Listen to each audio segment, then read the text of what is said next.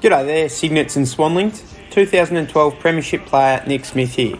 It's my pleasure, as always, to introduce a bevy of bloods, a fan podcast of the Sydney Swans Football Club, brought to you by Noddy and Stevo, a pair of red and white tragics. So pop on the kettle and settle in as the boys had an in-depth chat about the Swans' last game, the Swans' next game, and a little bit about footy too. This is Nick Smith signing off until next week's episode. But in the meantime, remember, be good to your bloods and they'll be good to you. Welcome back to a bevy of bloods. My name's Noddy and I'm joined once again by a regular special guest, our footy correspondent based in Finland, Stevo. Welcome back to ABOB, mate. How are you going? Good, mate. Thanks for having me. It's been a good couple of days of footy. We had the first Finnish National League tournament for the year yesterday, and now ready to talk some Swans. Good stuff, mate. In this episode number 42, we're going to be chatting about the current status of the Swans list, of course, a mid-season review, a few hot topics running around in the AFL, and we'll touch on the round 14 game against Port next week. So fluff up your tail feathers and settle in for a potentially biased yarn about all things to do with our beloved bloods. So in terms of our year so far, season 2022, the Swannies are doing okay, not too bad. As at the bye round, round 13, the Swans have recorded 8 wins and 4 losses. We're coming 7th on 118.8%, trailing the Cats and Saints on percentage only. In the first 6 games of the year, we recorded 5 wins and 1 loss. Those wins were against one top 8 team in Geelong, one middle 6 team in Hawthorn, although they were bottom 4 at the time, and 3 against bottom 8 teams, GWS, North and West Coast. Our one loss came against a one middle 6 team, which is Western Bulldogs, of course, last year's premiers. In the next 6 games until the bye, we recorded 3 wins and 3 losses. 3 wins came against one bottom 8 team, Essendon, and 2 against top 8 teams, Richmond and Melbourne, in the past 2 weeks, which were crackers. Our losses came against 2 top 8 teams, Brisbane and Carlton, which were quite disappointing, and one in the middle 6 against the Suns, which I think was probably our worst, the worst game of the year so far. Other than that, we've got the 3rd best offense, averaging 13.7 goals a game and 11 behinds a game, behind only Brisbane and Richmond. We've got the 6th best defense, averaging 11.3 goals a game and 10.8 behinds a game conceded, behind only Melbourne, Brisbane, St Kilda, Geelong, and Western Bulldogs. Stevo, I'm going to throw over to you. We're going to have a bit of a general chat about how we think we've gone so far. How do you think we've gone so far in general? What are your thoughts of the year so far? I'm happy. I mean, if you'd told me at the start of round 1 this year that would be 8 and 4 going into the last 10 games of the year, I'd absolutely happily take that. I mean, there's been a couple of losses that were disappointing. The Suns one in particular, but now that we've seen that they're really developing well as a team, that actually doesn't look like as bad a loss as it maybe felt like when we had it, because the Suns have had some good wins against some strong teams. So 8 and 4 is solid. Like it's a really good start to the year for me. Yeah, mate, I totally agree. What do you think's gone well for us? I think there's been a tier of players that have come from being like just sort of fringe kids that are starting to blood that have actually started to step up and play really important roles. I think for me, that's the most pleasing thing, I guess, as a Swans fan looking on, is that these guys, and we'll talk a bit more about who's really improved in a minute, but just seeing this new generation of Swans players coming through and taking responsibility and being key players in the team. Yeah, absolutely, mate. For me, I think it's just, what's gone well. Obviously, much has been spoken about our quarter by quarter performance, and so I'm gonna back it up here. Like, obviously, I'm gonna put it into halves. Our first halves are not great, and our second halves are pretty good, and they're really the things that are bringing us home. We've only won 42% of first halves that we've played. Conversely, we've won 79% of second halves, and that's the difference for me between what's going good and what's going bad. Obviously, there's a lot that goes into that because you got to break down the play and the personnel and how everything's running on the night, and of course the opposition. But ultimately, when you look at the pure numbers, our first halves are slow. and our second halves bring us home. In particular, first quarters. Everyone's talking about the second quarters. We've actually got a better winning percentage for our second quarter. First quarter we're 33% win, second quarter 50% win, third quarter 75% win, and fourth quarter 83% win rate. So look, it's obviously a slow first half for some reason, but we have the effort and the resilience to bring it home in most games, other than those 4 losses, obviously, in the second half. Obviously, that Essendon game was a bit of an outlier. That was our first 4-quarter win of the year. We probably should have beaten them by 100 points. But I think that, as our younger players become more of those household names and step up, which is looking like what they'll probably do, then hoping we'll get a bit more of a consistent effort throughout, the 4 quarters, which is a bit of a footy cliche, but it's really, I think, what's yet to play out, and playing out every now and then. But in terms of what hasn't gone well, I mean, I've sort of just said there my thoughts. Do you have anything to add there, mate? No, just got to stop giving teams starts. I mean, we've gotten away with it a few times. I mean, against Melbourne, we got away with it. Against Richmond the week before, we got away with it. Against Hawthorn, we got away with it. And we gave Carlton a start. We gave Brisbane a start. And that's 2 of our 4 losses, really. The Suns, we were never really looking like we were going to win. I don't know. I just had that feeling in that game that they just probably had us that day. But if you're going to give a 5-goal break to a good team, and like any AFL team, you're not going to run them down every week. So it'd be nice to not give away these 4 or 5 goal starts in the first half. Well, I mean, I think that was probably our worst quarter. Was that second quarter against the Blues? What was it? 9 goals, and we went down at halftime. I think we were 40 odd points down or whatever it was. So I know the second quarter against the Lions wasn't great either. We conceded 33 or so, but nothing else comes to mind there in terms of worst individual quarters. But look, you bang on, mate. And I think that's probably at the top of the to-do list for the Brains Trust. I think it genuinely perplexes Horse most weeks. Like, what do we need to change in order to start better? But it's mental. It's all mental stuff. It's most of footy. I mean, they're all elite athletes. They're all highly trained. They're all highly skilled. It's something in the head, which is the difference between the teams that win and don't. Definitely, mate. How do you reckon our new additions to the list have gone? So debutants and newly traded in players. Well, I guess there's only been 3 that have played their first games for the Swans, isn't there? We've debuted Sheldrick and Roberts. They've played 1 game each, and then Laddams has come across from Port and he's played a bit. And they're the only 3. So there's been a lot of consistency in the 22 really this year. If there's only been 3 people coming in for a first Swans game, I guess, I mean, maybe we can talk about the 2 young guys first, Sheldrick and Roberts. We only saw them very briefly. Sheldrick showed some really nice signs. Roberts, he didn't have much impact in the Richmond game, but he got a taste of it. And I think that he'll be better for learning just how fast and how intense AFL football is.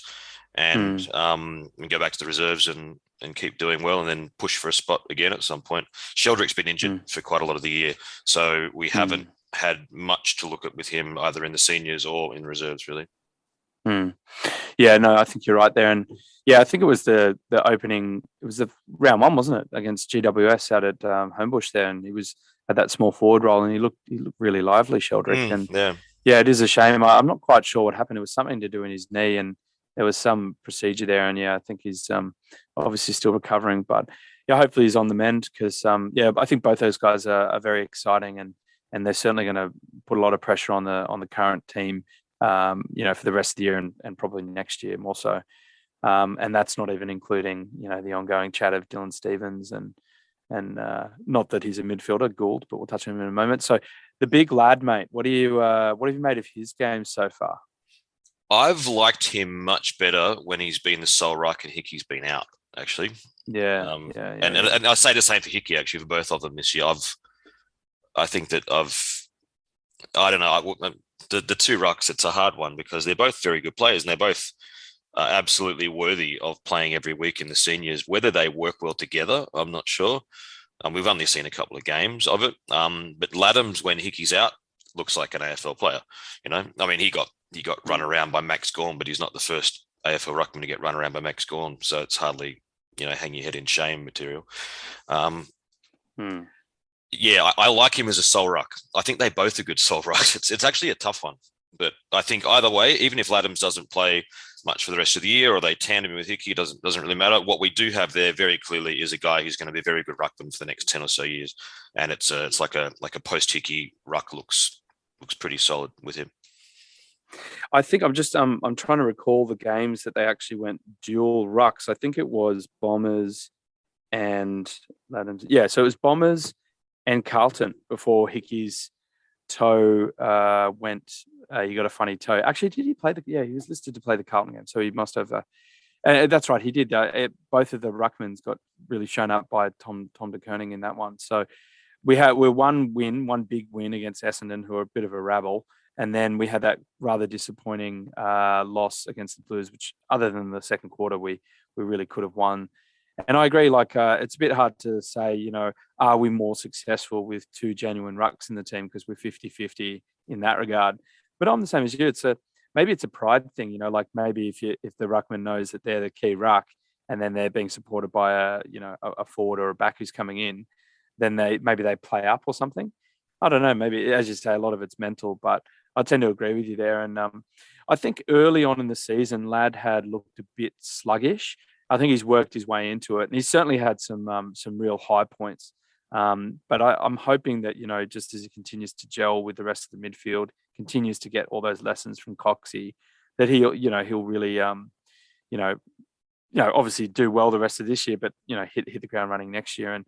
And Hick obviously has been a revelation. And I mean, a little less so this year, maybe because we're used to his level of clearance dominance when he's actually playing. But look, do I miss Dawson every other day? Kinda. Am I happy with how the trade went down? Never. Are we still talking about the rucks? What's going on here? How did we get? No. I'm getting to the Port Adelaide trade here, mate. Right. Okay. A long bow I'm drawing here. But anyway, all right, we'll move on there. Anyway, lads, I'm happy with him. All right, big improvers, mate. Who are they for you? I've got a pretty long list, actually. We've had some great ones. I mean, the number one is Paddy McCartan. This guy, for all hope, was lost to AFL football, and now there are people even in the Victorian VFL football media that are whispering him as a smoky for all Australian backline. So if this isn't the recruit of the last 10 plus years for the Swans, notwithstanding Franklin and these sort of big stars, but I mean, they've plucked a guy who he was a number one draft pick in the same year as Isaac Heaney was drafted, and he was gone, and we got him for free, absolutely for free. We were talking about this, Stevo, as it was happening. And every week we're like, it's a no-brainer because the upside is so huge. And I was having various heated discussions with many Swans fans saying, is he a key defender? Will he even make the team? And come round one and look at what he's done. Him and his brother just works. And Chris and I talk about it regularly. We have on the podcast this year. But the synergy that those brothers have is just incredible. And I think they're saying Paddy's story and Sam Doherty's recovery from testicular cancer are probably those two, feel good, inspirational stories of the year. And I can't disagree with that. But it's what we're very, very lucky. And all of a sudden, pending health, we've got a pretty good developing back 6 or 7. And we've got a bit of depth there. Obviously, Melican hasn't really had a game this year, and he was obviously been one of the main players in the past couple of years in terms of key defence. But obviously when the McCartans are going as well as they are, and Blakey obviously has got a new lease of life and continues to develop. He's taking more kick-ins. I don't know. It's exciting signs for sure. Who else, mate? I'll stick with the tall ones. Actually, we'll go to another very high forward draft pick, Logan McDonald. The last month, even not even the whole season, really, the last 3 or 4 weeks, he's really started to show why he's an incredibly exciting player. And we all always know that tall forwards and tall defenders, they take more time to develop. This is his second season on AFL list, and you look at the ones who are taken above him is Ugle Hagen from the Bulldogs, went pick number 1, and Tilthorpe from Adelaide was pick number 2 or 3, I think. I picked number 2, I think. And then Phillips went to North Melbourne, the midfielder. And then we took McDonald at 3. So both of those other two who were taken ahead of him, both tall forwards, are still sort of, starting to establish themselves, and they're developing and they show some signs. But of the 3 of them at the moment, McDonald's has got the best exposed form at AFL level, and he's a kid. He's doing really, really well. His marking is amazing. His work rate is great. The impact he has on games is he's playing like a very strong, second, third forward. Yeah, and I think that we're not quite sure what's going on there with Jamara Ugle-Hagan. He really hasn't been getting as many games as everyone thought. Maybe there's a bit of an attitude thing there, and obviously Thorpe is a young player in a developing or rebuilding team. But and Phillips, I think, has had his injury concerns and hasn't really had a run at it either. So I think we're winning that one at the moment. So I don't want to obviously put the mocker on, but Jumbo Jet. That's what our Bevy correspondent Jules calls him. And I think we were talking offline, or it was in the chat, that his little dip in his kicking action, you find that makes you feel nervous. It stresses me out. It does stress you out. See, for me, it's like if he doesn't do the dip, I'm stressed. Just kick the goal, because it's like it's in slow motion when he's taking his run, and it's like everything around him is frozen. Like, man, just kick the ball, please kick the goal. So if you are coaching or training a junior finish hopeful, you say just remain upright, no movement, just kick, follow through, and you don't. I mean, obviously that's a little quirk of his. This little kind of, what do you call it, Stevo? It's like it's mid run up. It's a little. What do you call that? I don't know. It is a dip, isn't it? It's a little. It's a little dip. It's like a. It must be just his thing that he's had, since he began his routine, because it's always there. And, I'll let him go. Like because you always, like when you're teaching any skill to anyone, you usually teach the textbook. But then if someone develops their own little quirk and it works, I wouldn't stop him. Just let him go. It just makes me nervous on telly. It's about me. Why though? Why? I don't know, because it seems to happen in a time warp, and I just want the ball to sail through the post, and it seems to add like a half a second of anxiety before the ball sails through. He's a big moment man. All right. Good on him. Like, if he wants to do that, then bless him. No, it's awesome. Yeah. I think it's going to just get bigger and bigger. All right, mate. Who are those other two you had? We'll probably take these two together. Like Warner and McInerney have both been very, very solid players last year, but McInerney was already starting to take steps towards the second half of last year, I think, to show that he was on his way to being elite. Chad Warner had some injury problems last year, and so even in the finals, he wasn't really probably at his best, and he's just come out at the start of this year and blasted the competition. Like, he's done so well, and McInerney has just continued to step up. I mean, the two of them have got me fully confident that they're going to be A-grade players for a decade, both of them. Yeah. I mean, if Damien Barrett is including Chad Warner in his little what if section and mentioned him saying, he'd probably win a Brownlow at some point, then clearly he's on the radar.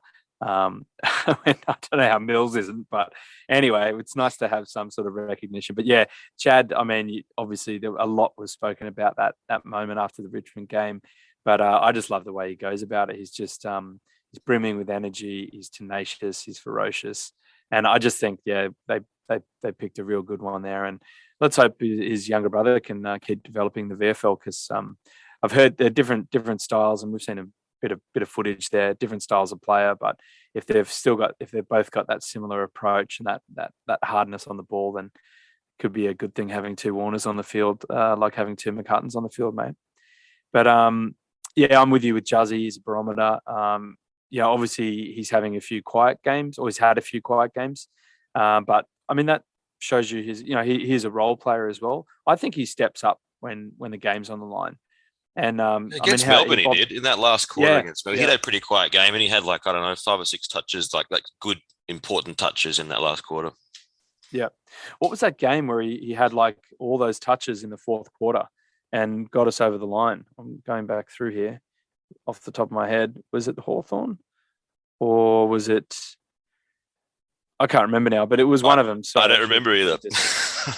No, he had of his 30 disposals, he had 13 or something in the fourth quarter alone. But anyway, I agree. Juzzy's he's gone to another level this year. What do you think about our aging brigade, mate? The older ones, obviously the ones that are in the team and also that are injured. I guess we can start with the most obvious one is Josh Kennedy. He's done a pretty bad looking hamstring against Carlton, I think, in the Carlton game.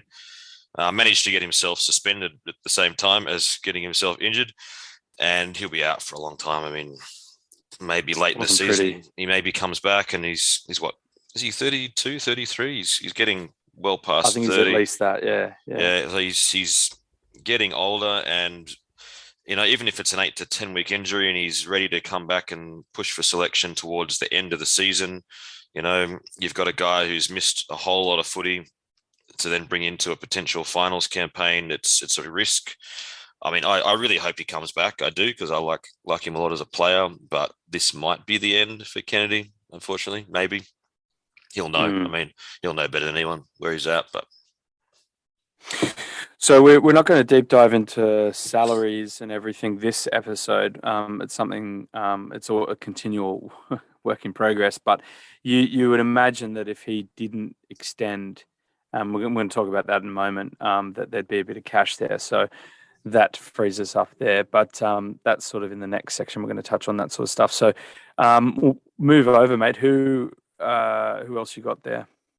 Dane Rampy, I think he's certainly dropped off a little bit in pace, but he still is absolutely good enough to be playing every week in the best 22. As a third defender, especially with the emergence of the two McCartans, he's able to play a different role. He doesn't have to man up on these gorillas every week, which has surely got to be helping his longevity in his body. I think he's had a pretty solid year. He's certainly on the decline, but he's not declined to the point that he's not in the team. Okay, so that's your position. You think he's still certainly holds he has been picked, but because a lot of people have been saying that he's lost a bit of pace, but even with that, you think he's a regular, he's a lock. I mean, for a couple of reasons. I think that he's a very smart player. I mean, he's played undersized for a long time in the back line. He's a very clever footballer. Smart players can lose a bit of pace because they know how to cut corners and run lines in such a way that they don't necessarily have to be as zippy to have the same impact and cover the same ground. And his leadership on the field. I mean, it's a young team. It's a really, really young team. And to have someone with his experience and knowledge in the back half of the ground just to stabilize people. I mean, giving instructions on the field for sure, but just that stabilizing presence that, I mean, I haven't played that much footy in the back line, but when I have, it's always nice to know that you've got like a seasoned defender who's just there because they just know how it works. So I would keep him in the team. Yeah. Yeah, look, I mean, absolutely. I think he's still there. I think he's a co-captain, obviously, for the reasons you've said. It's a bit of a no-brainer for me. Reedy had the game of his life last round. It shut a lot of Swans fans up, but I mean, he's obviously playing a role as well. I think they rolled him around for another year I think they were pretty open. They said, he provides depth at both ends of the ground, but he's been playing primarily forward and chopping in the ruck. I think he looks in good touch. So long as he kicks straight, he's there for me. Yeah, he was. I mean, last week, didn't he just show us what we've been missing out on for the last 10 years? We could have had this 22 rounds a week for 10 years. What a tease. Unbelievable. He played a great game. I've said many times on this podcast, I'm a big Sam Reid fan, so I'm not objective when it comes to Sam Reid. I think he's a great player, and as long as he's fit and running around, I think he brings a lot to the team. What about Lloydie, mate? He's been under a little bit of fire this year. Similarly with Rampy and Cunningham when he was in. It was about not enough tackle pressure, a few poor kicking efficiency and all that sort of stuff. Have you seen that with Lloydie's game? I'm not really sure with Lloyd. I mean, they've brought a lot of new players into that back six over the last 18 months or so. I mean, not just the pillar of Paddy McCartan down there, but also some of the smaller running ones like Blakey has gone back in there. and we've seen Florent McInerney also playing around there. So maybe there's something to do with the role that he's playing there. Now, I'm really not sure, but I don't think he's been. He's a best 22 player, I think, for sure. Even if he's not having the same role or impact that maybe he was having in those years where he got shafted for All Australian selection when he should have been picked in those teams. But he's still a very good player, right? I think he's had a couple of really, really good weeks. He may have started slowly while the formation was gelling, but yeah, I think we've seen what he can do, and he's been working on his defense as well. He's been getting about 4 or 5 tackles a game, so no complaints there from me. And hey, I just want to add, I had a quick search while you were chatting away there, and it was the Roos game where Juzzy tore it open. If you recall, we were under pressure that game. We came home to win by 11, and Juzzy had 30 touches and 14 in the last quarter.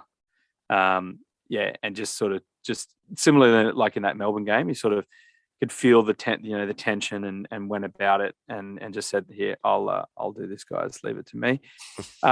Next talking point, mate. Who do we want to see in the seniors soon? I mean, I feel like we've been speaking about this for a couple of years now.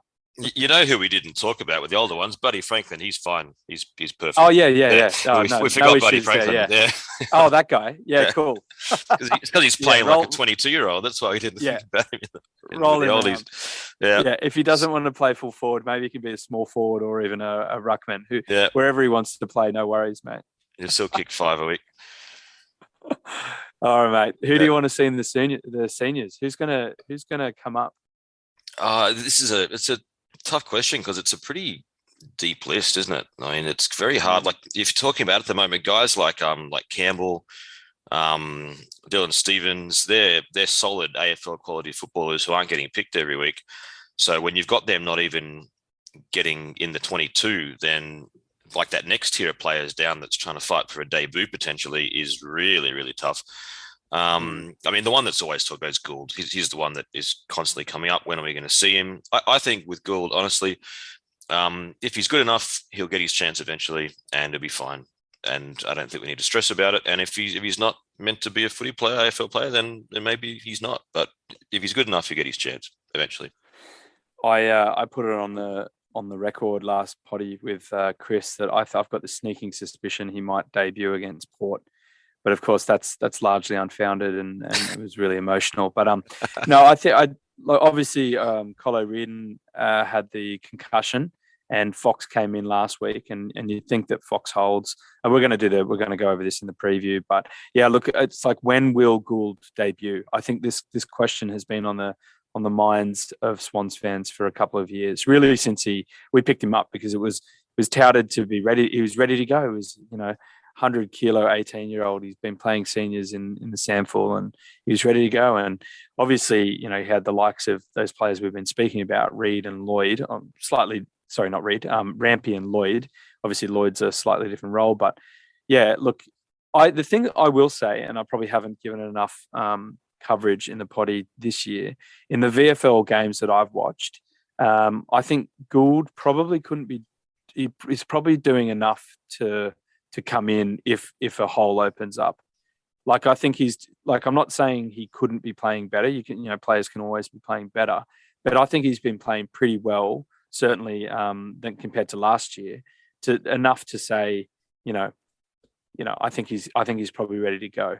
The rest, I think, is down to the planets aligning or opposition or the health of other players who are around the mark. So I don't think it's that far away. I think it might be this year and maybe as soon as Port, but I'm pretty optimistic on that one. But we'll have to wait and see. I'm excited. Mate, who do you think is leading the BNF so far? I think Callum Mills is on top. Country mile, I think. He'd be ahead. He's had a fantastic season. He's finally starting to get, I think, a bit more attention in the football media, like the AFL football media. They're like I've seen a couple of these like mid-year All-Australian teams that some of the journalists and stuff put together, and quite a few of them have got Mills, if not in the 22, certainly in their, in the conversation blurb that they write with it. So Callum Mills for me is ahead of the best and fairest probably, and then the other two that have had great years is probably Parker and Warner, and then a lot of other guys who are probably getting plenty of votes too. But they'd be the three, I think. Yeah, I'm exactly the same with you. I think I had Mills, Warner, Parker, and you were Mills, Parker, Warner. So, yeah, but I think you'd probably have to go Parker there first. I think actually I might be able to disclose this. I had a quick look before. I think it is Mills, Parker, Warner in that order. Okay. Currently leading the ABOB medal. So, yeah, it'll be interesting to see how the second half of the season goes. But on that, how do you think the second half of the season will go? Let's have a quick look at the games ahead. Well, we've got 10 games left, don't we? So we're 8-4, 8 wins, 4 losses from 12. So we got 10 to play, and we reckon that we're going to need 13 probably for finals. That's usually safe this year. I mean, there's a lot of teams in that 5th to sort of 12th bracket, but they're going to start playing each other too. So eventually, I think that the wins will start to settle. Because there'll be a lot of these games where those sides are only one of them's getting points each week because they're playing one another.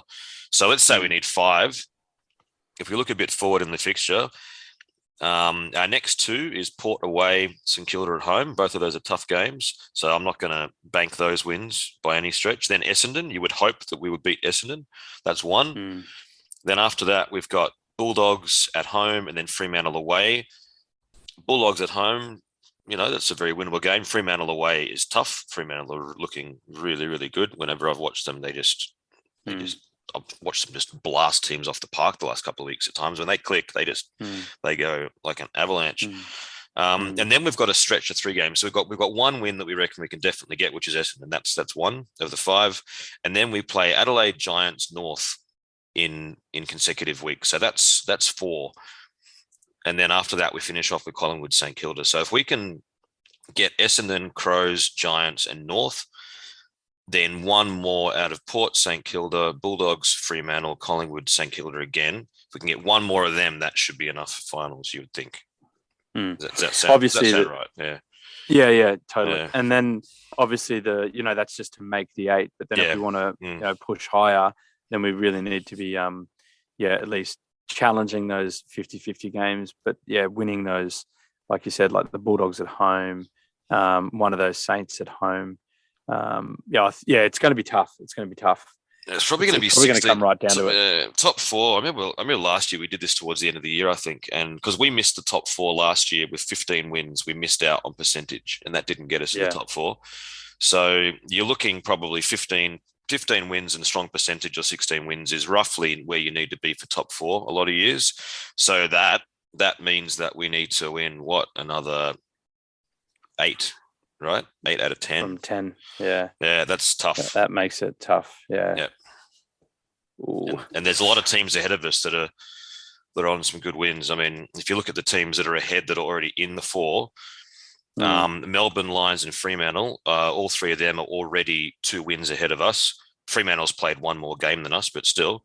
And then Carlton is a win ahead of us. So we'd have to catch up quite a bit and also skip over Cats and Saints. So top 4 will take a pretty strong run home. Who knows? Maybe Melbourne. Maybe the bottom's going to fall out of Melbourne with all the nonsense going on there. Do you reckon they could miss the finals? Because they're on 10 wins now. If they don't win for the rest of the season, they could miss the final. So if that's the case, then they finish what? Like 9th or 10th. Yeah, they're on 10 wins. Yeah, maybe even lower. And then all of a sudden, Jordan Dawson is. The loss of Jordan Dawson is a bit easier to swallow. The draft pick is. I forgot that the Swans have got Melbourne's first pick, don't they? We're tied to Melbourne's first. Yeah, so I'd much rather get pick 9 and 10 than 18 or 17. I'd forgotten about that. I was actually watching the Melbourne Swans game with a mate of mine here last week, and he couldn't rationalise my dislike for Melbourne, and I just don't like Melbourne that much. But but now I should have said no, it's because of the draft pick. So there you go. Thanks for reminding me. You could have used an actual reason rather than just saying I just don't like Melbourne. Irrational dislike. Sorry, Melbourne fans. I know there are some great people. Titus O'Reilly's a long-suffering Melbourne fan. I have a lot of respect for him. He's a legend, yeah. I've got a work colleague as well who's a big D, a couple of work colleagues who are D's fans. So, and a really good mate actually who came to the footy for the Tigers game. He lives in Sydney, but he came along and we were going to go and watch footy up at his, but he got COVID. So, yeah, look, there's some decent people out there in the Melbourne supporter base, but what's going on with their attendances? I mean, this is not a podcast about going, what the hell is going on with Melbourne, but it's pretty shocking, isn't it? Yeah, you'd hope that the premiers would be getting more people. I think it's confusing, the name, right? Because you've got like 8 other teams that are from Melbourne, and they're all called after suburbs. And then you've got a team. No, we're just all of Melbourne. We're the whole city. Yeah. So I'm just confused. Maybe they're confused who they're supporting half the time. They don't know. And that's why they run off to the ski fields. Oh, sorry, guys. That's look. If I had a bloody chalet at Mount Buller, I'd be there too. I wouldn't be sitting in the MCG on 10-degree nights watching my team belt everyone who turns up. Like, I don't blame them. I think they have pretty comfortable seats there, don't they, mate? Yeah, probably padded and heated. They've actually got, it said football stadiums in Finland, if you sit in like the fancy seats, because it gets cold here, like minus degrees often in parts of the football season, because they start in the winter time. And they do, I've sat on seats that have actually got like under your bum, there's like a little hot pad thing, and it's quite cozy. Like a fancy luxury car. Yeah. Fancy. Exactly. Nice. So that's probably cool. what they've got there in the reserve down there, AFL members section. Cheeky buggers. All right, mate. Listen, with all that in mind, what's your prediction? How do you think we'll go? I know it's a big question. We've already said it's going to be tough. What are you hopeful for? I'd love to finish top 4, but I just think that there's teams ahead of us that will win more games. I think really we're probably going to be in a top 4 fight with Carlton is the front runner, and then Geelong, Saints. I don't think we'll make top 4. I'd love it, but I reckon if we can get 5th or 6th and get a home elimination final would be a good outcome for me. I'd be happy with that. I think there's a lot of threat coming from, as you said, like that. Obviously, those in the 8th, the 5th to 8th, but I think that 9th to 12th, there's a lot of potential danger there, like in Port, Bulldogs, Collingwood, Richmond. They're all looking like they could easily slip into the 8th. So it just depends who's going to slip out. And fingers crossed it's not us, mate. But it's a logjam. There's like between if you go down to Port Adelaide in 12th, I mean, I think that if we beat Port Adelaide, and we'll do the preview in a bit, but if we beat Port Adelaide, they could almost end their season. It's going to be very hard for them to come back. So they're going to be fired up, I reckon, because they know that it's going to be on the line. It's going to be tough, mate. All right, mate, let's get over to the list status chat. Yep. So this is we're just going to have a bit of a free-flowing chat about the state of the list, and obviously the most pressing point is the players that are contracted to the end of this year. But before we get into them, mate, I'll just highlight the rest of the list, and it's probably about 25 players that are contracted to the end of 23 and beyond. I'm not going to look at those 23 those players because I'll highlight 3 players from that band of players, and we got all this info from FootyWire, so thanks FootyWire. Cal Mills, Tom McCartan, and Tom Papley. These, for my mind, these are the 3 players that really need further extensions. Oh, sorry, and Chad Warner, I'd probably throw in there as well. I missed him. As warranting an extension sooner rather than later. And then if you go ahead and look at signing on to the end of 24, 25, 26, and 28, you've got the likes of Goulden, Rowbottom, McDonald, Blakey, Hayward, Campbell, Parker, Laddams, McInerney, Heaney. So you can kind of see who the club is already sort of shoring up to make sure that we've got these players for the next tilt. I think you can safely add Mills, Warner, McCartan, and Papley. Of course, there's a lot of other players there in that 23 bracket, but there's a few aging stars, and there's a few younger role players that, it's going to depend how they go this year and the rest of next year, whether they extend or not. But before we get into any of that, we're not going to. We're going to focus on the players that are contracted to the end of this year. I'm going to read them out, and you're going to say yes or no. You can elaborate. You can say, cut, keep, extend, whatever wording you want to go with, Stevo. But I'll list them out one by one, and you give me your thoughts, and then I'll say agree, disagree. Yeah, and these are all players. The ones you're going to list, they're all players that are off contract at the end of this year, right? Yes, we're only doing players that are contracted until the end of this year. So, which means there's no guarantee of their staying in the club beyond this year, unless something happens for the rest of the year. And unless they get extended. So it's extend or delist is the question here. So all right, Barry O'Connor. Yeah, keep him. Yep, I think there's only upside there. Ben Ronk. Yep, keep him. Absolutely, he's already played a role this year, and we know what he can do. Cal Sinclair. He's solid. There's quite a few. I'm looking at the list. I reckon we can probably just read out the next 7 or 8 that we would definitely keep just in a row, because they're all ones that I would just tick off. All right, O'Riordan, Cunningham, Hall, Kahan. I'm not sure how you pronounce that yet. Lloyd and Bell. Yeah, all of them, I think. Yep, would be worth an extension. The next one sticks out, and we've mentioned him already. Josh Kennedy.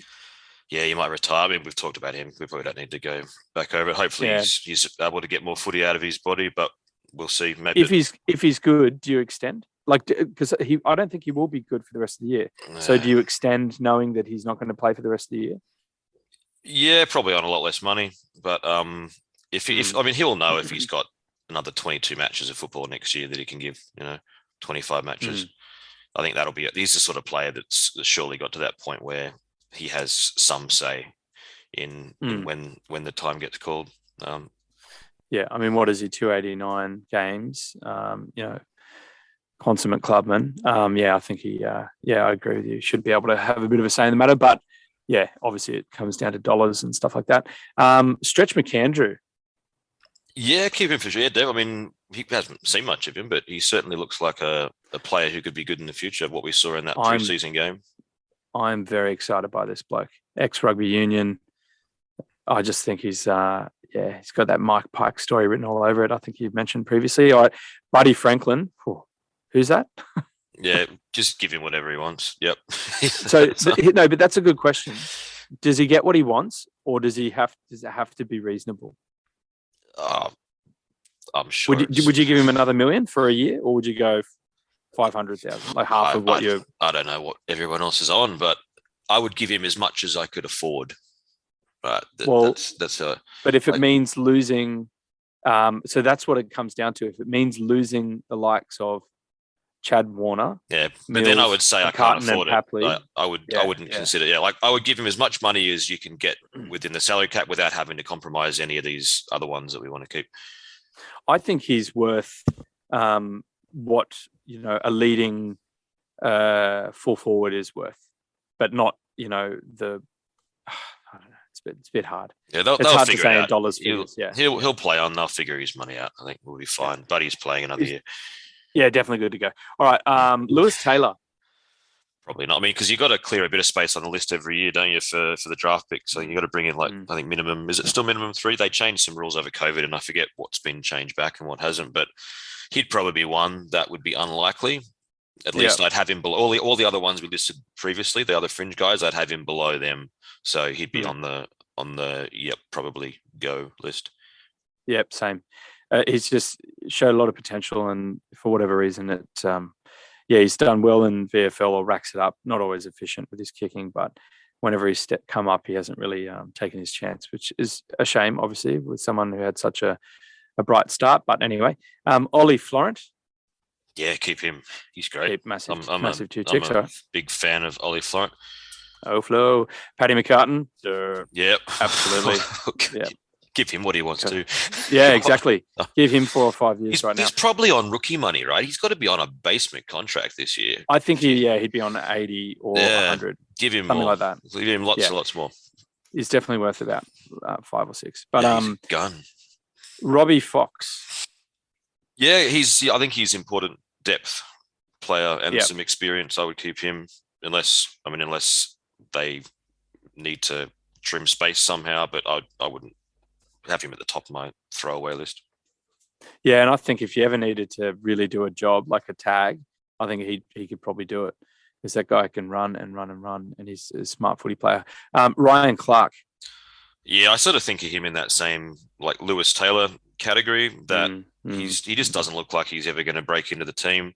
And if he's off contract now, then it's time for him. Yeah.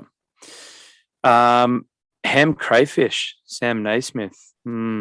he's probably finished, isn't he? I mean, he's nearly 30 years old. His body's not been good to him, has it? Unfortunately, 4 ACLs, 3 ACLs. Yeah. It was just terribly unfortunate. I saw a cool interview that he did with this other podcast, this footy podcast called, was it Yeah Boy, Good Footy Energies or something like that. And he was talking about the Queen, because it was a Jubilee celebration or whatever. He's such a character. It's such a shame that he had those injuries because he was just looking primed, wasn't he? But I think I agree with you there, mate. Might have to delist there. Sammy Reid and Will Gould to round off. Yep, I would say both of them, give them 1 year contracts, pair of them. Yep. Okay, so of that, off the top of your head, and I can prompt if you need reminding, who are the priority signings for, beyond a year? Out of that group we just talked about? Or Yes, yeah. Like, who are you giving 2 or 3 years to out of that group? Or anything more than 2 years? Ollie Front, Paddy McCartan, They'd be the two. Yep. They'd be the only two, actually, just those two. The rest of them, yeah. Other than even like Buddy. Oh, no, sorry, Jake Jake Lloyd's on that list. Sorry, Jake Lloyd is there. I would definitely give Jake Lloyd another couple as well. Yeah. Harry Cunningham. Oh, he's there too. Oh, okay. Him too. Yep, him. Colo Ridden. Yeah, I'm not much of a list manager, am I? I just want to keep everyone. But they're all in the. Yeah, you can't give them all 1 year contracts, can you? Yeah. Well, no, you can, but it just doesn't. It's not a shout of confidence to the player, and then that might get in their head, and then they start seeking opportunities elsewhere. So absolutely, I think I'd give 2 to Ronk, O'Riordan, Cunningham, Lloyd, Bell, and then I'd be giving like 3 or 4 to Ollie Florent and Paddy, and then as you said, 1 for probably the rest. But a respectful 1 to obviously Kennedy and Franklin, and they can sort of write to an extent like what they want to do. If it's if there's a clause for a second year, then or a coaching role, then they can agree on that. But otherwise, the rest is 1 year at a time, and that includes Reid and obviously Will Gould. But I was telling you, definitely. I think what you said is much more sensible than what I said. Yeah. No, it's always interesting, and obviously I had a good crack at trying to understand what everyone was on last year, and I'll have another crack in the second half of the year because there's a little bit of literature out there. It's just about piecing it together, and largely, ultimately, it's going to be guesswork, but it's good fun, as you say, because it's not public knowledge, so a lot of it is guesswork. Whereas some of these other global sports, it's all publicized, isn't it? What the players are on. Yeah, I mean, I follow, especially the American, like the NHL and the NFL in particular. I follow quite closely, and you know what the players are on because it's announced. Yeah. I keep bumping into the mic there. Sorry, listeners. Yeah, mate. Well, I think that brings us to the end of that list chat. So let's move on to hot topics, and let's just see how we go with this one. I think the one we really want to talk about, and you and I have been sort of touching on this for I don't know, years now, but certainly it's been growing in pace with the news of the AFL and some of these hot topics. Expansion, AFL expansion. So will a team go to Tasmania? That's where we're at the moment. Obviously, NT is in the mix as well. Canberra might be in the mix. I had a good chat with a Facebook group called AFL Canberra, and they sent me several articles saying why it was a much better choice than NT, not necessarily Tasmania, but NT. And shout out to those guys. They were very polite and very informative with their attachments they sent. But what do you think, mate? Should it go to Tassie? Should there be a 19th? And should that lead to a 20th? And how does a 20-team league look? How does it look? Finals? I'm actually getting really tired of all of this. What's the word? Like, not to and froing, like it's like brinkmanship or something. I don't know what to call it, but between the Tasmanian government and the people that are behind this bid for a footy team there, and then the AFL, and I just put a team there, man. Like, come on. Like, it's like ghosting on Tinder or something, isn't it? It's ridiculous. Oh, it's just like, bloody I'll catch up with you. Papers, just get it done. Like, I don't. Fine. There's financial considerations, but they're bankrolling half the AFL teams. Like, what difference does it make if Tasmania's not going to be viable to begin with? They've had an NBL team who's just gone there. It's been very successful in terms of how it's gone on field, and also how it's merged into the sporting landscape down there. Why can't an AFL team be there? Tasmania's football heartland. I think they really, and it's quite an emotional argument of mine, I think, but I think they just should have a team.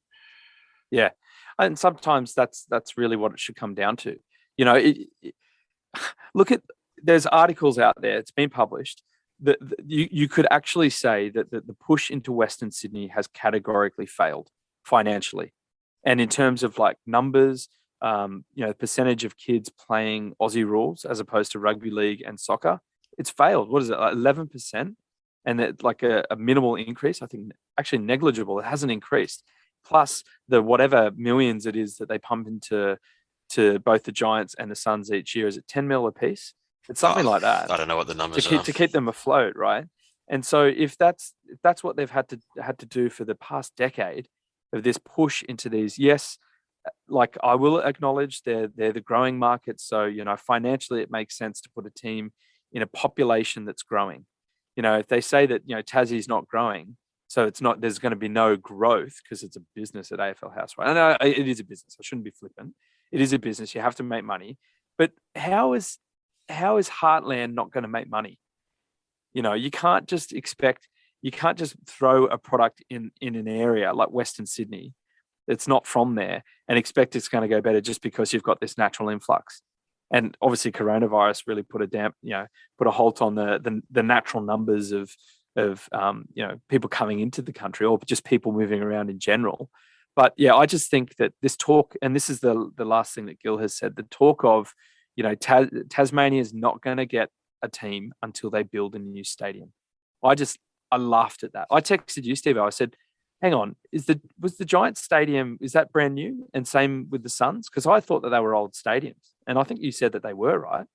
No, the one at Carrara, which is where Gold Coast play, that was used by the Brisbane Bears way back in their early days, I guess in the 80s, like in the Christopher Skase era, I think, like when Warwick Kappa was up there, maybe. Like, I'm not sure if it all lined up in that order, but yeah, the Brisbane Lions used Carrara, and then from what I understand, I think that this Metricon was completely rebuilt. It was on the same site. Like, I think they just built a brand new stadium on the previously used site, and then the one they knocked it down. They knocked it down and built a new one. I think so. I think there was a lot of problems. Okay. I don't know. It was a long time ago now. I think there was a lot of issues with the Carrara Stadium. And Brisbane didn't like playing there. They had problems with crowds, and then they eventually moved back to Brisbane in the early 90s, I think, maybe. And so then that stadium just got built on the site that had been used. But I think it was a brand new stadium as a stadium. And then the Giants one was used in the Olympics, and it was part of the showground and stuff. And then they've more or less built a new stadium there. I've never been to the Giants one because I'm living in Finland for 12 years, and so that whole period has happened while I've been away. So I've actually never been to a Giants home game out there. So I don't know what the stadium's like. I've been to a couple. It feels small. The field is small. It's nice enough. They've got a better screen than the small one at the SCG up the Burwongaland. But yeah, look, I took that to mean that there were existing infrastructure that were repurposed. So to say you need a new stadium when there's two perfectly functioning AFL level stadiums already in Tasmania is, as you say, I think, is it just brinkmanship? Is it just smoke? Is it just like it's never going to happen? And like, what's the reason for that? I just think it's bullshit. But maybe there's a problem with maybe the AFL executives aren't happy because the corporate areas at these Tasmanian stadiums don't meet the standard of the MCC. I don't know. Maybe that's the issue. That could be it. I mean, they at one point, Gil's saying it's a football ground. You go there to watch football. You're there for 3 hours. You buy a pie. You buy a beer. You yell. You go home. Who cares? You don't need a roof to. I mean, there's one stadium that has a roof in this country, right? Good toilets is important. Plumbing is a very important part. I would say, get a functioning sewage system and a bar that pumps out beers nice and quick, and your fans are probably going to be happy, right? Yeah, But we they got don't need LED 20,000 screens and flashing bloody advertising boards for it to be a good experience of a football game. I'm sorry, it just drives me nuts. Like, this is the thing. This actually frustrates me. I may as well get this off my chest now, because the AFL is always trying to emulate these North American and European sports, and they pick the wrong stuff. Like, and we'll talk about it a bit in a second. We're going to talk about how finals might work in the AFL potentially in a different structured competition, and they can learn a lot from that. But they want to copy the flashing bloody music at halftime, and every time a goal gets kicked, a different song comes on, and the lights flash after it. It's just, come on, that's not what they need to be worrying about. Get people there to watch football. Yeah, I mean, look, sometimes there might be a call for it, but yeah, I think when we're talking about what we're talking about here, in as you said, the heartland, AFL, Aussie rules heartland. I haven't met a single person who's gone to Tasmania and said, I didn't like that place. I mean, I went there for the first time only really recently, a couple of years ago, and fell in love with it. It's just amazing. It's beautiful. The people are lovely. You can see how important footy is to them. There's footy fields everywhere, right? It's so stupid that there's all this talk. The other thing we haven't really talked about is relocating a Melbourne team. The AFL they've ruled it out. It's not going to happen. I think we were talking off air. There might be a reason for this. What do you think that is, Steve? I mean, I don't want a relocated team either. Though I think that Tasmania as a heartland area deserves its own team, not just some cast-off VFL team. Probably North Melbourne. Let's be honest, they're the most likely. Yeah. But yeah, I mean, it's a balance thing, because right now they've got an 18-team league and they've got 10 Victorian teams, so it's 10-8. But you bring in 2 more. Let's say we put one in Northern Territory. However you work it out, where they play, it doesn't matter. But then one in Tasmania, all of a sudden you've got an AFL competition that's got 10 teams that are from outside the VFL system. Bubble. And you've got a balance. You've got a 50-50 balance. Stakeholders are going to start demanding different things from different parts of the country, and maybe balances of power have to shift within the way the games run. I don't know. This is getting very tinfoil hat-ish, isn't it? We should probably I love it, mate. We talk about something else. All right, mate. All right. I know there's stuff we're missing out on that topic. Before we do, for the sake of the listeners who don't need to, for the sake of the listeners, no. Okay, so hear me go forever on this. Switching Giants to Canberra and maybe Suns to Cairns. Let's do that before we move on to the new structure. What do you think? There's any merits to doing that? I think that we'll start with the Suns. If they have a period of sustained success, because we've seen the Giants have a period of sustained success and still not pick up a strong following, and now they're on the way down. The Suns look like they might be finally on the way up. So I'd be reluctant to mess with that, because maybe it's finally going to pay some dividends, at least on field. They've got a really good team. Let them have 5 or 10 years of sustained success and see if that can get some interest in the region. The Giants, on the other hand, have had sustained success. They played in the grand final. They've been very, very good for a long time, and still no one goes to watch their games. So I'd send them to Canberra. I'd have the AFL owns the franchise. I don't know how the ownership structures work, but the AFL owns the right to move teams around, don't they? Do they? Could they just move them to Canberra? I guess they could. I mean, since the Swans and the Lions, has that kind of thing happened? Not since then, because the Swans was a relocation. The Lions was a merger, technically. It was a very lopsided merger with Fitzroy and Brisbane. Like, Fitzroy was pretty much subsumed by Brisbane in many ways. But they kept the name, and I think 8 players went to Brisbane back in that deal, like 25 years ago now, nearly 30 years. But could they just move the Giants? They already play 3 or 4 games in Canberra a year, don't they? And they get good crowds there. Like, it's popular. Canberra is part of, it's in AFL land, Canberra. It's very, and a lot of the public servants that move to Canberra for work are all from football states. So they will go along and watch games. So you're not going to struggle to get people to watch footy in Canberra, I think. I mean, look, if it snows, they'll just put the ski goggles on. It's all good. They're not worried about. Maybe that'll get the Melbourne supporters. So if the Melbourne supporters turn up to an away game, they'll come and watch the game. Can you imagine the D's fans go to more Giants games going forward? Oh, we've been very harsh on Melbourne this podcast, but you know Well, what? They're why the not? premiers. Why You're the not? tall poppy, and this is the way things go. Exactly. This You is know? how it works. Yeah. Would you Welcome to rather life. us say you were irrelevant, or would you rather just be so intimidated and fearful of you that we need to bag you on our own podcast about a different team? I mean, even Petrarca's bagging the Melbourne fans on air. So, God, that was what are you going to do? a bit of a backhander, wasn't it, for their own player? Wow. Yeah, I read that. Yeah. Anyway. Yeah.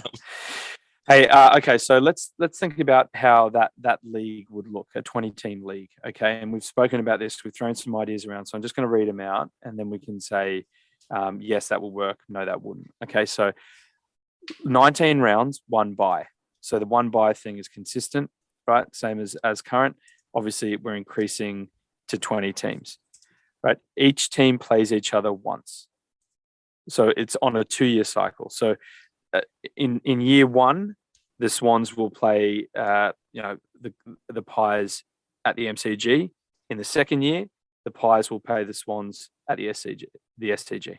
Okay, so that's the thinking there. Obviously, adding a Tassie team, let's call them Tassie Devils, an NT team, let's call them NT Thunder, and then potentially, maybe shifting the Giants to Canberra and maybe the Suns to Cairns. All finals become elimination basis. Right? None of this 2 bites at the cherry, we get to reward you for losing. We get rid of that.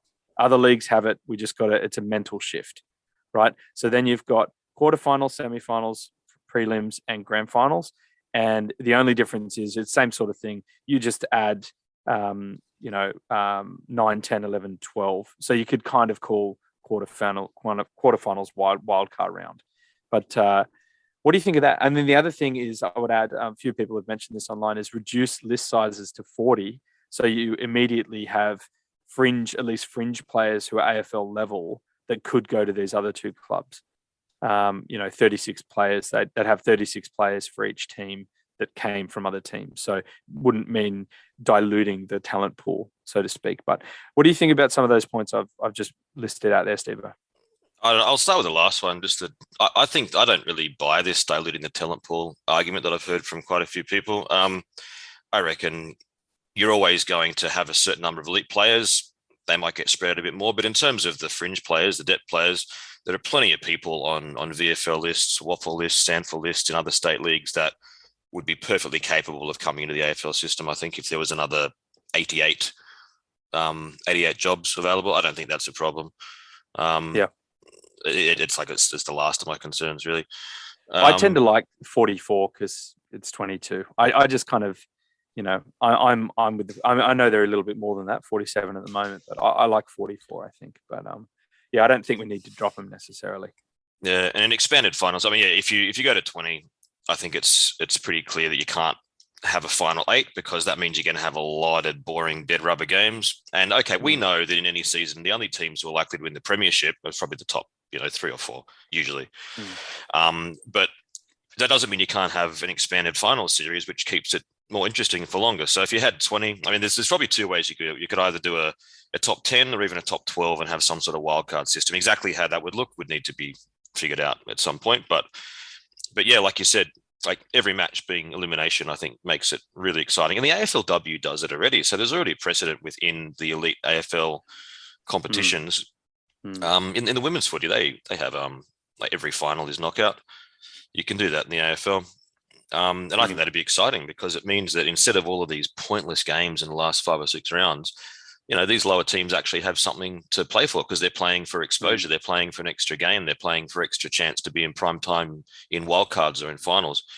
And it makes it exciting for me. I don't think that we need to have this double chance thing. All the current system, all we really do, the top 8 as it currently works is the first week we knock out 2 of the weaker teams who weren't contenders anyway, and we readjust the order of the top 4 teams. And that's the first week. It's kind of pointless, honestly. Yeah.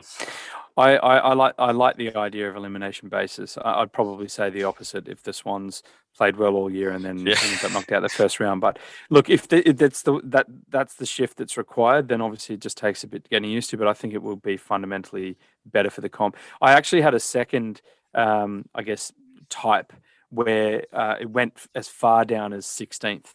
But then when I had that, so I had that was a true wildcard round. It was basically 10th positions 9th versus 16th playing each other in that wildcard round. But what it means is you get extra finals. So the AFLs they want more TV, right? TV time and ads and stuff. So they'd be for that. But basically your top 4 or your top 8 or your top 8 would have 2 weeks off before they play a game.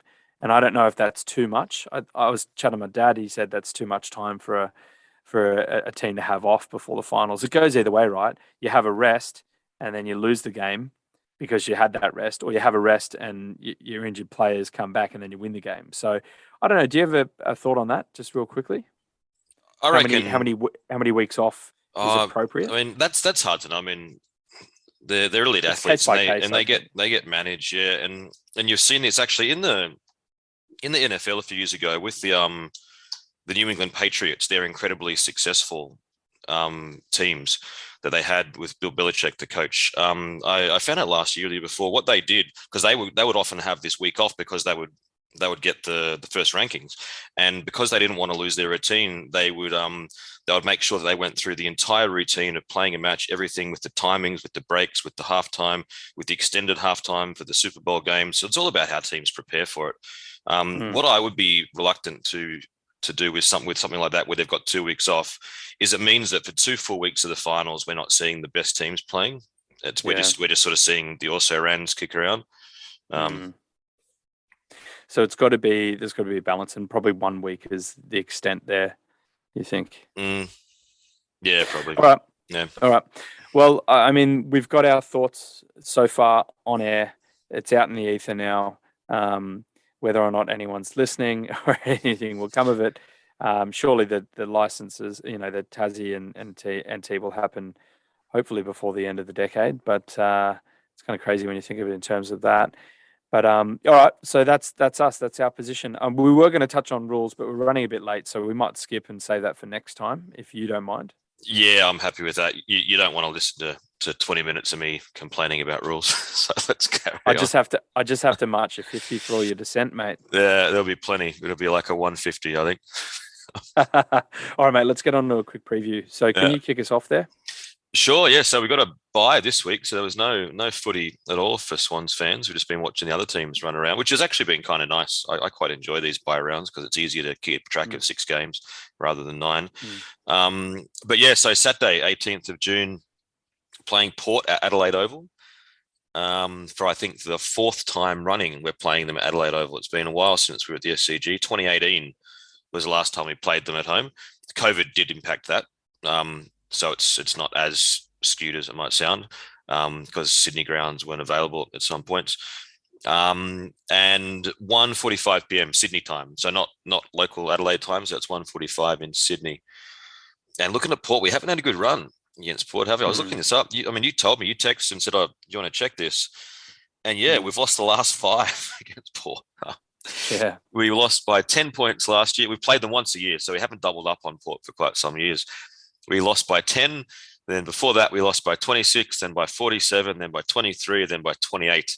And the last time we beat them was in 2016, the year we made the grand final. We thrashed them by 67 points. And listen to these names that all played. I was looking up the game just this afternoon, and these names all played for Sydney in that game against Port. Alir, Dan Hannaberry, George Hewitt, Tom Mitchell, Nankervis, and Rowan. That's 6 pretty solid footballers that now play for other teams. Yikes! Yeah. So, and as you said, they're Port are 5 wins, 7 losses. You said earlier, if they, if Port lose, then that could be the end of their season. So they're going to come out firing. So this is going to be an extremely tough game in that regard. Yeah, I mean, 5 and 8. That means they need to go what? They can, if they get down to 5 and 8, so if they lose against, I mean, they're probably not going to make the finals anyway, but if they lose, they pretty much would only be able to drop 1 game for the rest of the year if they drop this one. Yeah. Because they need 8. Yeah. They need 8 to get in. We need 5 to get in. They need 8 to get in out of 10. So, yeah. The wins have been against the top 8 team, the Saints, against the Bulldogs, and then 3 bottom 4 teams. So Eagles, North, and the Bombers. The losses they've played some pretty tough teams. They've lost against Brisbane, Melbourne, Carlton, Geelong, and Richmond, and then lost to Hawthorn and Adelaide as well. So Yeah, I think obviously they come second last year, and they've been up there for the last couple of years. So a bad season, in all respects, and with due respect to them, I think they would acknowledge that as well. But I think it's going to be tough. It's going to be very tough. And look, let's just have a quick possible ins. Who do you think might come in, or any team changes, stuff like that? But I think the one that's a definite is Franklin will be back from his suspension, so probably he comes in for. Oh, and I don't want to say his name because you're gonna take the piss out of how I say his name. It's Joel A. Joel A. is the guy. Amati Party. Yes, Amati Party. Yeah, for the Amati. So he probably comes out, and he didn't feature too heavily in the last game against Melbourne, but maybe he was playing a more like a structural role. Who knows what was going on? Yeah, but sure. But he you had think some Franklin really comes in? Key moments. Yeah. There was that one where he brought the ball to ground in the forward line, and Papley got a crumb and then hand passed it out to someone who kicked a really important goal, and that was because of the really good Amati contest. He didn't get beaten. I don't remember seeing him get beaten, Amati. But unfortunately, he'll be the one out for Franklin, I would think. Yeah. And if Hickey's fit, is that a clean switch there? I know you gave your opinion there on you'd rather one key ruck. Yeah, I don't know. I don't know who comes in. Maybe Hickey. I mean, it depends if he's fit, doesn't it? If he's fit, then I really don't know if they're only going to pick one. Maybe they both play and something else gets moved around. But you're not going to drop Sam Reid after he played the game of his life, are you? So no. Yeah. Oh, McDonald has been playing really well. So probably only one ruck. I don't know. I'm going to say Hickey just because he's got the score on the board. Fair play, mate. Obviously, O'Riordan will be right with touch and go. But if Cunningham's fit, he could come back in. Fox probably holds, but as we've mentioned, there's Campbell and Stevens in the wings. So, yeah, and maybe Gould. Maybe you heard it here from Noddy first, potentially. But it's going to be interesting and obviously extremely difficult. But I think that's it. Are you gutsy enough to call a tip here, mate? I'm going to pick the Swans to win because last time we talked a few weeks ago, I said that Richmond was going to beat us, and I feel ashamed of myself for having no faith. So I'm saying Swans.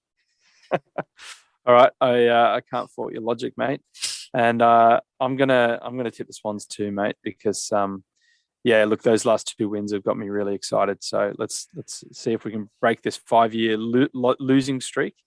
And really put them to the stone, sword to the stone there. So put them to the sword is the thing I'm thinking of. It's getting late here. It's 20 to midnight. All right, Stevo, one last thing, mate. Have you got any memory or something to do with Port there? Yeah, one of my favourite football memories, full stop, actually, is I was excited that we are going to do the preview for Port this week because I finally get to talk about this. It was 2003, if anyone remembers the qualifying finals. That's 19 years ago now. Port finished on top of the ladder. They had a massive season. They were 3 games clear, I think, on top of the ladder. They went into a home qualifying final, first week of the finals against the Swans, who finished 4th that year. It was at Football Park, the old Football Park out there. Mega favourites, and we blitzed them in the first half. We're up by 40 points at half time, and then they came at us, and we hung on to win by a couple of goals. And I was at the game. I went over. It's the one and only time I've been to Adelaide. I went over. A friend of mine was living there at the time, and we went to the game. And I was just, holding my breath the entire time because I had a Swan scarf on, and I was a bit concerned about safely exiting Football Park after the game. There was some quite unpleasant things said to me, and I was just, trying to hold in my excitement the entire time. It was one of the, once we got in the car, then I sort of let it all out. I go, yeah, come on, Swannies, and hope that none of the Port fans in the car park heard me, and they're going to, do whatever it is they do to lone Swans fans in that part of South Australia.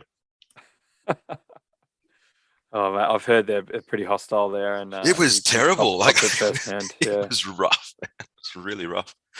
And then we went on that year to we lost the prelim final to Brisbane out at Homebush in front of 70,000, which I think is still either the biggest or one of the biggest AFL crowds ever in New South Wales. It was that, and then there was a Collingwood home and away season game. They also got about 70K around that period. And then Brisbane won the premiership that year, knocked us out in the prelim. But yeah, that's my absolute favourite Port Adelaide memory. Good stuff, mate. Well, let's bring some of those good vibes back, and hopefully the Swannies can march on to victory, mate.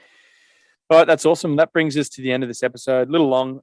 Thank you for your patience. Thank you for listening in. We really appreciate you guys doing that, and keep an eye out for various content throughout the week on our socials. Make sure to keep following us on Instagram and Facebook at A Bevy of Bloods for other updates, videos, and announcements. Until then, up the Bloods and can't use Swannies.